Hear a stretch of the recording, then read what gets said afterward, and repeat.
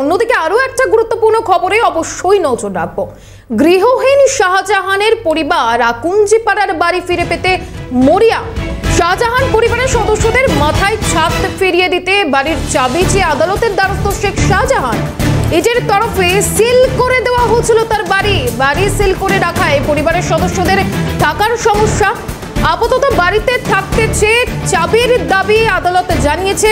ইডিকে প্রয়োজনীয় নথি দেখাতে পারলে তবেই অনুমতি মিলবে। তবে আরো বিস্তারিত জানবো এই মুহূর্তে সরাসরি আমাদের সঙ্গে আমাদের প্রতিনিধি শুভজিৎ রয়েছে। শুভজিৎ, শাহজাহানকে গ্রেপ্তারের পরেই আমরা দেখেছিলাম তার বাড়ি সিল করা হয়েছিল, তার বাড়ির চাবি নিয়ে নেওয়া হয়েছিল এবং এই মুহূর্তে যে খবর পাওয়া যাচ্ছে যে চাবি ফেরত না পেলে বাড়ির লোকেরা সমস্যায় পড়ছে, ঠিক কি বলা হচ্ছে এই মুহূর্তে আদালতের তরফ থেকে?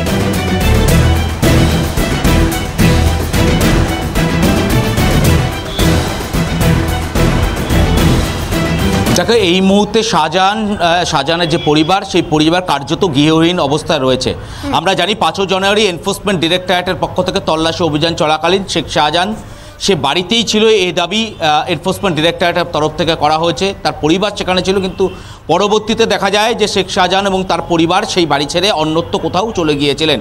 কিন্তু পরবর্তীতে এনফোর্সমেন্ট ডিরেক্টরেটের আধিকারিকরা পুনরায় সেখানে তল্লাশি অভিযান চালান। সেখানে থেকে একাধিক নথি, একাধিক তথ্য তারা উদ্ধার করেন। একই সঙ্গে শেখ শাহজাহানের যে বাড়িটি, সেই বাড়িটিকে কার্যত সিল করে দিয়ে আসে এনফোর্সমেন্ট ডিরেক্টরেটের আধিকারিকরা। এই মুহূর্তে শেখ শাহজাহানের তরফ থেকে শেখ শাহজাহানের আইনজীবী তিনি আদালতের দ্বারস্থ হয়েছেন এবং এই বাড়িটিকে, অর্থাৎ শেখ শাহজাহানের আকুঞ্জিপাড়ায় যে বিলাসবহুল বাড়িটি রয়েছে, সেই বাড়িটিকে ফিরে পাওয়ার যে চেষ্টা, সেই চেষ্টা করা হচ্ছে। এবং শেখ শাহজাহানের তরফ থেকে যে দাবি করা হয়েছে আদালতে, যে তার পরিবার এই মুহূর্তে অন্যত্র রয়েছে, তারা বাড়িতে প্রবেশ করতে চান, কিন্তু এনফোর্সমেন্ট ডিরেক্টরেটের পক্ষ থেকে এই বাড়ি সিল করে দেওয়া হয়েছে, যে কারণে তারা এই বাড়ির ভেতর প্রবেশ করতে পারছেন না।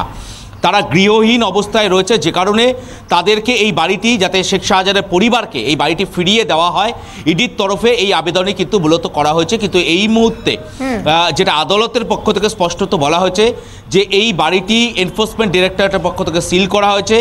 যদি শেখ শাহজাহানের পরিবারকে এই বাড়িতে থাকতে হয়, 1, এনফোর্সমেন্ট ডিরেক্টরেটের অনুমতি নিতে হবে, 2, প্রয়োজনীয় সমস্ত নথি এনফোর্সমেন্ট ডিরেক্টরেটের আধিকারিকদেরকে দেখাতে হবে। তারা যদি সম্মতি দেয়, সেক্ষেত্রেই শেখ শাহজাহানের পরিবার সেই বাড়িতে ফিরে যেতে পারবেন। এবং এই মুহূর্তে শেখ শাহজাহানের তরফ থেকে এই আবেদন বারংবার করা হচ্ছে যে তাকে যাতে এই বাড়ি ফিরিয়ে দেওয়া হয়। তার কারণ তার পরিবারকে এই বাড়ি ফিরিয়ে না দিলে তারা গৃহহীন অবস্থায় এই মুহূর্তে রয়েছে, এই বাড়িতে তারা ফিরতে চাইছেন, যে কারণে দ্রুততার সঙ্গে যদি এই বাড়ি তাকে ফিরিয়ে দেওয়া হয়, সেক্ষেত্রে তার পরিবার এই বাড়িতে ফিরতে পারে। কিন্তু এনফোর্সমেন্ট ডিরেক্টরেটের পক্ষ থেকে এখনও পর্যন্ত আদালতে কোনো সুস্পষ্ট কোনো উত্তর দেওয়া হয়নি।